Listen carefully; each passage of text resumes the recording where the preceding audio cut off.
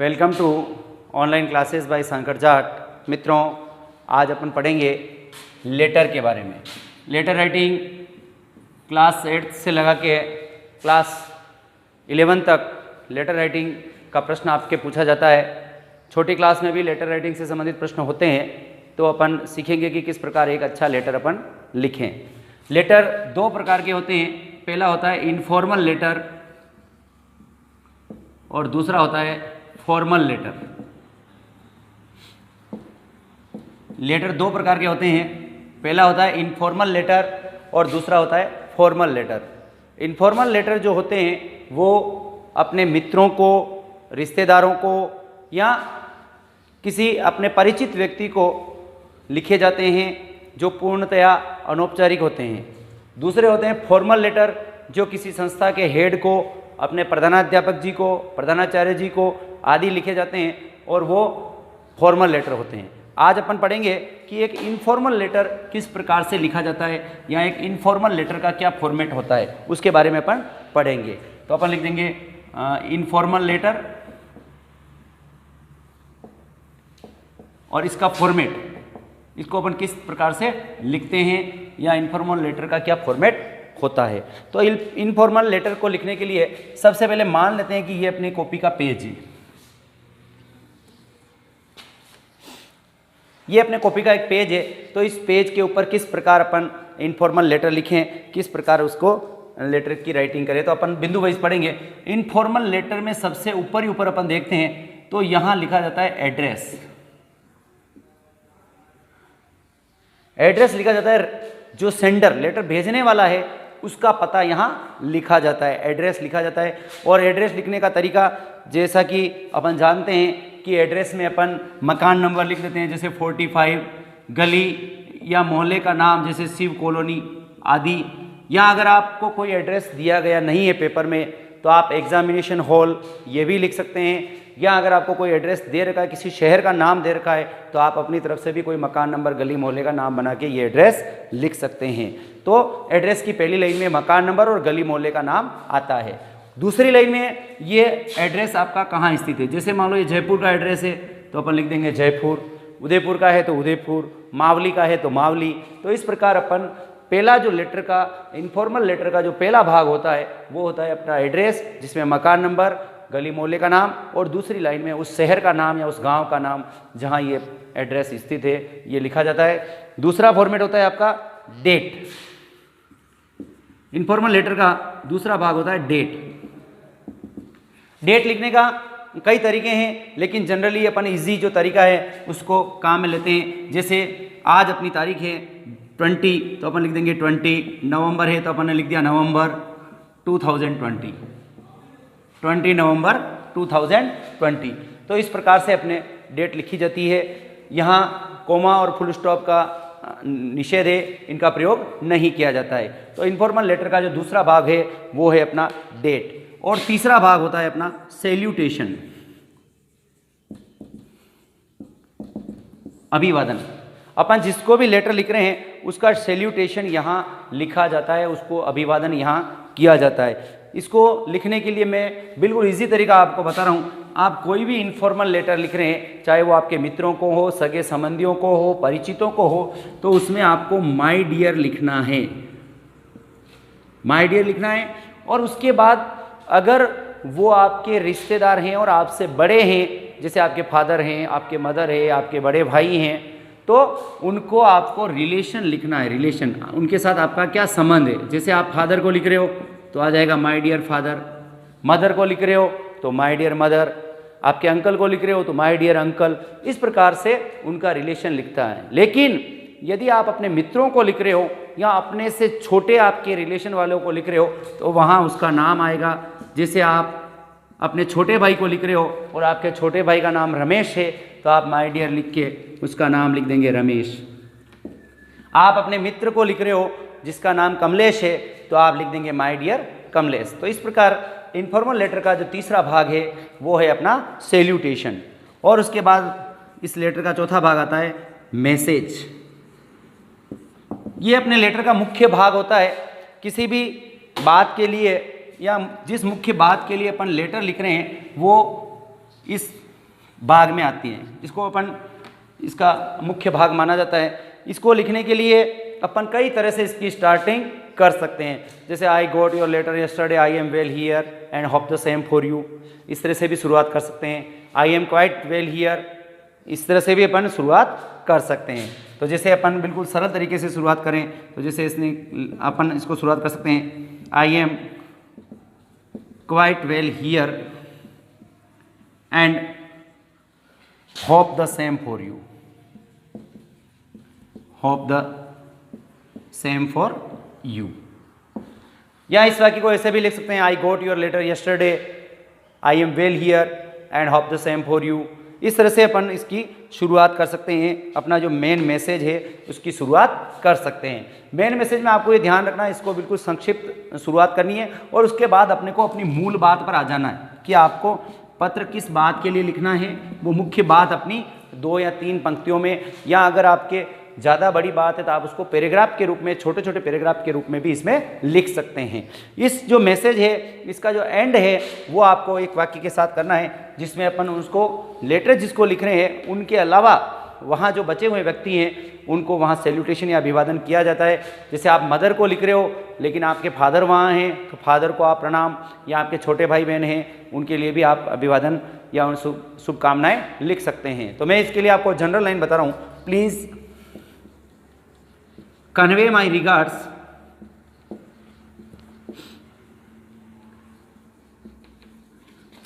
to elders and love to youngers। इस line को आपको किसी भी तरह का लेटर लिखेंगे, चाहे आप फादर को लिखेंगे तो भी आपको ये लाइन चेंज करने की आवश्यकता नहीं है, मदर को लिखेंगे तो ही चेंज करने की आवश्यकता नहीं है, आप छोटे भाई बहन को, बड़े भाई बहन को लिखेंगे तो भी इस लाइन को चेंज करने की आवश्यकता नहीं है। अगर आप अपने फ्रेंड को लिखेंगे तो भी इस लाइन को चेंज करने की आवश्यकता नहीं है कि प्लीज़ कन्वे माय रिगार्ड्स, प्रणाम कहना, टू एल्डर्स सभी बड़ों को, एंड लव टू यंगर्स और सभी छोटों को लाड प्यार करना, स्नेह करना। तो इस प्रकार से अपना लेटर का जो चौथा भाग है मैसेज, उसका अपन एंड कर सकते हैं, उसको अपन। इसके बाद 5वां भाग आता है कर्टियस एंडिंग। कर्टियस एंडिंग, शिष्टाचार पूर्ण समाप्ति। तो शिष्टाचार से युक्त समाप्ति अपन इस वाक्य में कर सकते हैं, थोड़ा ऊपर लिख देंगे अपन, कर्टियस एंडिंग, शिष्टाचार पूर्वक समाप्ति। 5वां भाग है अपना कर्टियस एंडिंग। अब इसमें 1 या 2 शब्दों में अगर आप उनसे रिप्लाई की, जवाब की आकांक्षा कर रहे हैं, इच्छा कर रहे हैं तो आप लिखेंगे रिप्लाई सून, या अगर आप उनको कह रहे हैं कि शेष कुशल तो आप लिख देंगे विथ बेस्ट विशेष, शुभकामनाओं सहित। या आप उनसे मिलने के लिए जाने वाले हैं तो आप लिख देंगे वी विल मीट सून। तो इस प्रकार के एंडिंग इसमें कर सकते हैं। और उसके बाद आता है सब्सक्रिप्शन, 6ठा भाग आता है सब्सक्रिप्शन।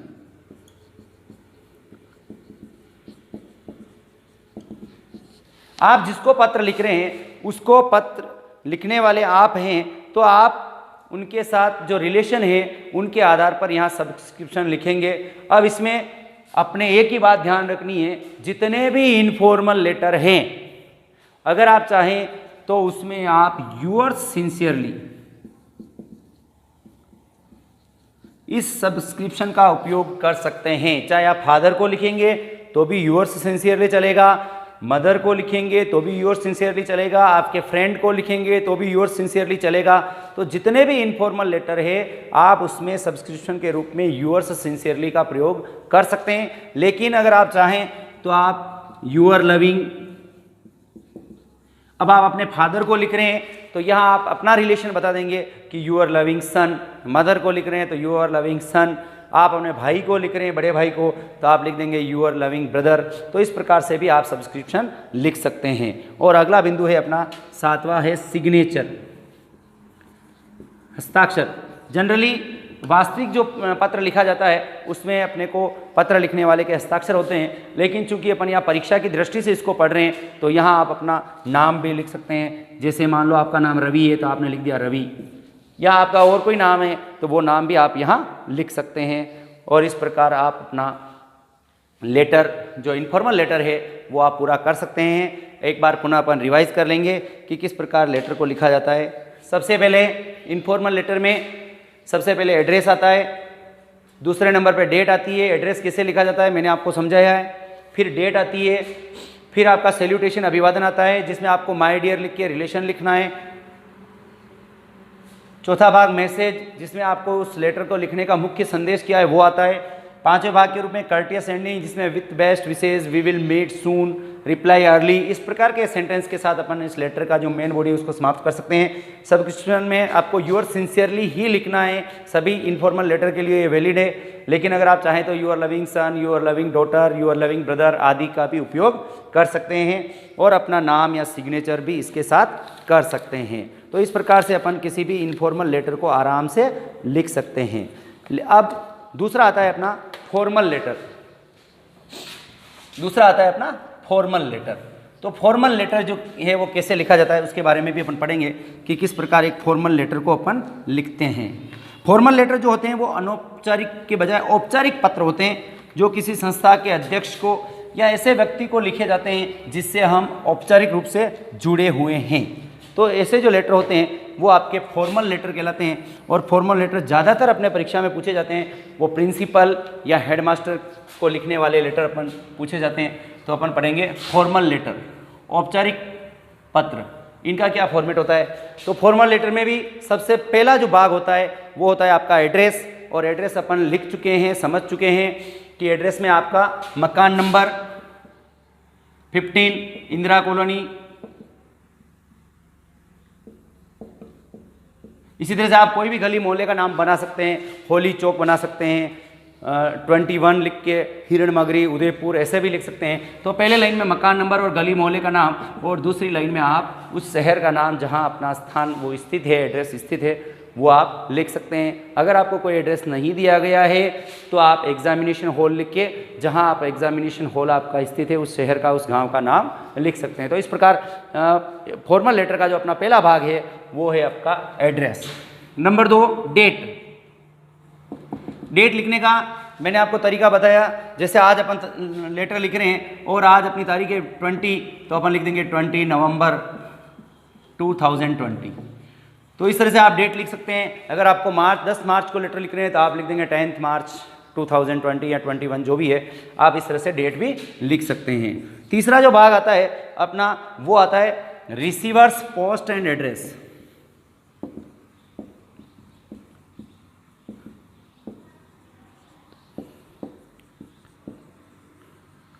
लेटर को जो व्यक्ति प्राप्त करेगा, लेटर प्राप्त करने वाले के रिसीवर्स, उसकी पोस्ट एंड एड्रेस, उसका पद क्या है, उसका पद नाम क्या है और उसका एड्रेस क्या है। जैसे आप प्रिंसिपल को लिख रहे हो तो आप क्या आ जाएगा द प्रिंसिपल।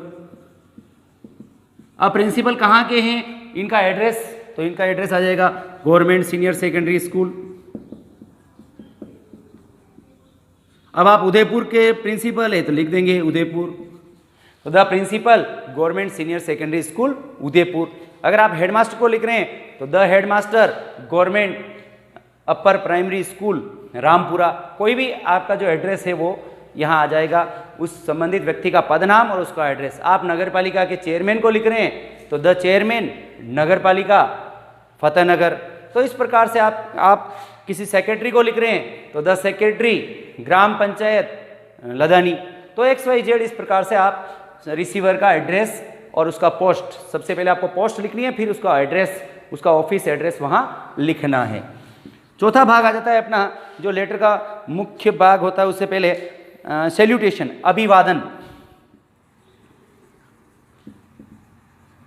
सैल्यूटेशन अभिवादन, आप जिसको लेटर लिख रहे हैं उससे आप अभिवादन कैसे करेंगे। अब इसमें जनरली जो है अपन अगर प्रिंसिपल या हेडमास्टर को लिखते हैं तो अपन सर या मैडम का यूज़ करते हैं, लेकिन पोलाइट जो लेटर्स होते हैं उसमें डियर सर या dear madam, dear sir oblique dear madam का यूज़ भी किया जाता है। आप चाहें तो सर या मैडम का भी अभिवादन के रूप में, सैल्यूटेशन के रूप में यूज़ कर सकते हैं। अगला भाग आता है लेटर का पांचवा भाग जो अपने फॉर्मल लेटर का, वो होता है मैसेज, या इस लेटर को टेक्स्ट बॉडी जो अपना मुख्य भाग होता है वो इसमें लिखते हैं कि अपने लेटर में क्या मुख्य रूप से लिखा जाना है। अब इसमें आप अगर प्रिंसिपल या हेडमास्टर से को लिख रहे हैं तो most respectfully I beg to say that, या with due respect I beg to say that. आप रेस्पेक्टफुली से भी शुरू कर सकते हैं, respectfully I beg to say that. तो आप किसी भी एक सेंटेंस से इसकी शुरुआत कर सकते हैं, जैसे मैं कर रहा हूँ विथ ड्यू रेस्पेक्ट से, तो with due respect I beg to say that, और इसके बाद अपनी जो भी मुख्य बात है वो लिखी जा सकती है। या अगर आप किसी नगर पालिका के चेयरमैन को, सेक्रेटरी को आदि को लिख रहे हैं तो वहाँ आप किसी समस्या के बारे में उनका ध्यान आकर्षित करना चाहते हैं, या किसी एडिटर को लिख रहे हैं जिसमें आपके गली मोहल्ले गाँव की कोई समस्या बताना चाहते हैं, तो वहाँ लिख सकते हैं कि with due respect I want to bring in your kind notice. ये इस तरह से आप इसकी शुरुआत कर सकते हैं। फिर जैसे आप मान लो किसी एडिटर को लिख रहे हैं, नगर पालिका के चेयरमैन को लिख रहे हैं, तो आप इस तरह से शुरुआत कर सकते हैं कि respectfully I want to bring in your kind notice. तो इस प्रकार से अपन इसकी शुरुआत करके अपनी जो भी प्रॉब्लम है उसके बारे में बता सकते हैं। जब आपने इस तरह से शुरुआत की है तो उसका एंड जो है वो, अगर आपने प्रिंसिपल या हेडमास्टर को लिखते हैं तो अपन जनरली उसमें लिखते हैं कि kindly allow me full fee concession, kindly grant me leave for 7 days, इस तरह के मैटर उसमें आते हैं। लेकिन जब आपने किसी समस्या के बारे में लिखा है तो वहाँ अपन उसके लिए एक जनरल लाइन अपन लिख सकते हैं कि प्लीज़, इसके बाद में अपनी समस्या को बताते हुए, please look into the matter and do the needful. Please look into the matter and do the needful. तो इस प्रकार से आप उस अपना जो फॉर्मल लेटर है उसके मैसेज या टेक्स्ट मुख्य भाग को आप पूरा कर सकते हैं। फिर उसके बाद आता है कर्टियस एंडिंग। कर्टियस एंडिंग, जब आप वहाँ अपन ने सीखा था इनफॉर्मल लेटर में कि वी विल मीट सून और आदि सेंटेंस के साथ अपन ने एंड किया था, तो यहाँ अपन कर्टियस एंडिंग, इसमें जनरली जो इसकी एंड होती है वो थैंक्स के साथ की जाती है। थैंक्स, तो थैंक्स या थैंक यू ये भी लिख सकते हैं। फिर आता है इसका 7वां भाग सब्सक्रिप्शन। सब्सक्रिप्शन में आप जिसको भी लेटर लिख रहे हैं उसके आधार पे उसमें सब्सक्रिप्शन आता है। अगर आप प्रिंसिपल या हेडमास्टर को लिख रहे हैं तो आप लिखेंगे यूअर्स ओबीडिएंटली। अगर आप प्रिंसिपल या हेडमास्टर को लिख रहे हैं तो आप यूअर्स ओबीडिएंटली लिखेंगे। लेकिन यदि आप किसी अन्य को लिख रहे हैं तो आप यूअर्स फेथफुली लिखेंगे। तो प्रिंसिपल या हेडमास्टर को अगर लिखा जा रहा है तो आप लिखेंगे यूअर्स ओबीडिएंटली, और अगर आप दूसरों को किसी को लेटर लिख रहे हैं, इनफॉर्मल लेटर लिख रहे हैं, तो वहाँ लिखा जाएगा यूअर्स फेथफुली। तो इस प्रकार से अपन इसकी सब्सक्रिप्शन लिख सकते हैं। इसके बाद आपका आता है name and signature. Name and signature, तो सिग्नेचर के बजाय अपन नेम का ही इसमें यूज़ करते हैं। जैसे आप अपना नाम है राकेश मान लो तो आप लिख देंगे राकेश, या आपके साइन यहाँ कर देते हैं। तो इस प्रकार से आप फॉर्मल और इनफॉर्मल लेटर दोनों का फॉर्मेट मैंने आपको बताया। इनके आधार पर आप कोई भी लेटर आराम से बना सकते हैं। परीक्षा में एक प्रश्न जरूर पूछा जाता है, उस प्रश्न को ध्यान से पढ़ें कि उसमें क्या पूछा गया है। फॉर्मल लेटर हैं, इनफॉर्मल लेटर हैं, और इस फॉर्मेट का ध्यान रखते हुए जब आप लेटर के क्वेश्चन को हल करेंगे तो निश्चित रूप से आपको पूरे में से पूरे अंक मिलेंगे। वापस मिलेंगे एक नए वीडियो के साथ। धन्यवाद।